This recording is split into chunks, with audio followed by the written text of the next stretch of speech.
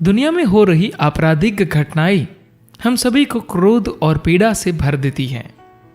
क्या क्रोधित होकर प्रतिक्रिया देना इन घटनाओं का हल हो सकता है? सद्गुरु बता रहे हैं कि हम क्रोधित होकर कदम तभी उठाते हैं जब हम अपने आप को किसी खास समूह, धर्म, जाति के मनुष्य के रूप में पहचानते हैं। और अगर हम ऐसे अपराधों का हल चाहते हैं तो हमें अपने भीतर बिना कोई पहचान बनाए विवेक से कदम उठाने होंगे। प्रश्न: दुनिया में रोजाना जिस तरह के काम हो रहे हैं उन्हें देखकर मुझे क्रोध आता है। दुनिया में हो रहे इन अपराधों को कोई कैसे सहे? सद्गुरु कहते हैं, यह सहन करने का प्रश्न ही नहीं है। अगर आप सहन करोगे तो आप पागल हो जाओगे। आपको सहने की जरूरत नहीं है। आप इसमें जो कर सकते हैं वही कर सकते हैं। जो हो चुका आप उसे पलट नहीं सकते। एक चीज है कि आप केवल उसी शख्स को देख रहे हैं जो पीड़ित है, जो बलात्कार का शिकार है। जो शख्स बुरा बर्ताव कर रहा है वह भी पीड़ित है, क्योंकि कई मामलों में वह अपने आप को ही गिरा रहा होता है। कोई इंसान अपने साथ जो सबसे बुरा काम कर सकता है वह है खुद को एक जानवर के स्तर तक गिराना, जो कि किसी न किसी वजह से वह कर ही रहा है। हालांकि ऐसा काम उसे कुछ पल के लिए थोड़े मजे या शक्ति का एहसास करा सकता है, लेकिन उसका बुरा काम कई तरह से खुद उसके लिए भी एक असहनीय कष्ट है। तो ऐसा नहीं है कि एक शख्स शिकार है और दूसरा शिकारी। दरअसल वे दोनों ही शिकार है, दोनों ही पीड़ित है। तो आपको क्या ऐसा होने देना चाहिए? नहीं। आप हर वह काम करते हैं जो उन चीजों को होने से रोकने में सहायक हो सकता है, लेकिन आप सभी चीजों को नहीं बदल सकते। इससे कोई अंतर नहीं पड़ता कि आप किस तरह के इंसान हैं। अगर आप सुपरमैन भी हैं तो भी बाहरी दुनिया की चीजों पर आपका पूर्ण नियंत्रण संभव नहीं हो पाएगा, लेकिन आंतरिक परिस्थितियों पर आपका पूर्ण नियंत्रण हो सकता है। ऐसा हमेशा संभव है।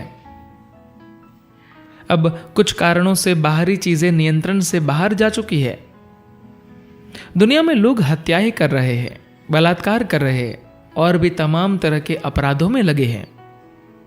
ऐसे में क्या यह महत्वपूर्ण नहीं होगा कि आप अपने अंदर की चीजों को नियंत्रण में रखें? मान लीजिए कोई पागल हो चुका है और उस तरह के कामों में लगा है।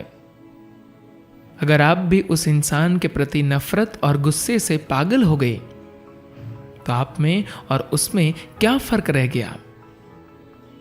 उसने बलात्कार किया इसलिए आप उसे मार डालना चाहते हैं। ऐसे में उसमें और आप में फर्क क्या रह गया? इसका यह मतलब नहीं है कि इस परिस्थिति में आपको कुछ करना ही नहीं चाहिए। आपको जो करना है आप करें, लेकिन याद रखें, नफरत और गुस्से से भरकर आप जो भी करेंगे उसका कोई महत्व नहीं होगा। दुर्भाग्य से ज्यादातर लोगों के लिए डर, गुस्सा और नफरत उनके जीवन में सबसे शक्तिशाली अनुभव है। उनका प्रेम, शांति और आनंद कभी इतना गहरा नहीं होता। वे नकारात्मक परिस्थितियों में शक्ति का अनुभव करते हैं। जिस तरह आप गुस्से में ताकत का अनुभव करते हैं, उसी तरह रेपिस्ट वासना में शक्ति का अनुभव करता है। यह सबसे शक्तिशाली परिस्थिति होती है जो वह अपने जीवन में अनुभव करता है।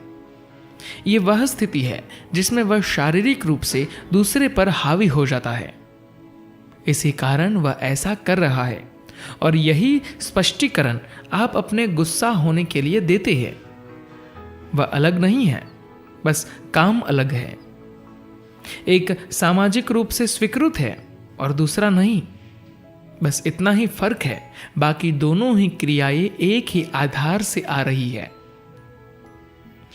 आप किस तरह प्रतिक्रिया देते हैं ये इस बात पर निर्भर करता है कि आप कैसी परिस्थिति में हैं, आप कौन हैं और आपकी क्षमताएं क्या हैं। हर परिस्थिति में आप एक ही तरीके से प्रतिक्रिया नहीं दे सकते। अगर आपके पास कोई काम प्रभावशाली तरीके से करने के लिए शक्ति और साधन है तो आप एक तरीके से जवाब दे सकते हैं। अगर आपके पास उस पल प्रतिक्रिया देने के लिए ताकत और साधन नहीं है तो हो सकता है कि आप उस पल शांत रहे और बाद में सोचें कि इस मामले में क्या किया जा सकता है, लेकिन ये बदले में की गई कार्रवाई नहीं है। सोचिए, आप नफरत की जगह प्रेम और दया के सहारे आगे क्यों नहीं बढ़ सकते? जो कुछ भी करना है उसे करने के लिए आप विवेक के साथ आगे क्यों नहीं बढ़ सकते? सबसे खूबसूरत चीजें आपके जीवन में तब होगी जब आप विवेक से कदम उठाएंगे, क्रोधित होकर नहीं। पीड़ित और हमलावर दोनों अपने जीवन में एक ही तरह से अपमानित हो रहे हैं। एक खुद अपनी कीमत घटा रहा है तो दूसरे का अपमान किसी और की वजह से हो रहा है।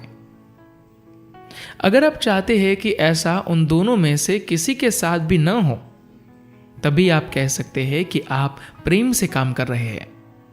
नहीं तो आप एक महिला या एक पुरुष के रूप में अपनी पहचान के साथ काम कर रहे हैं, जिससे स्वस्थ विश्व का निर्माण नहीं हो सकता।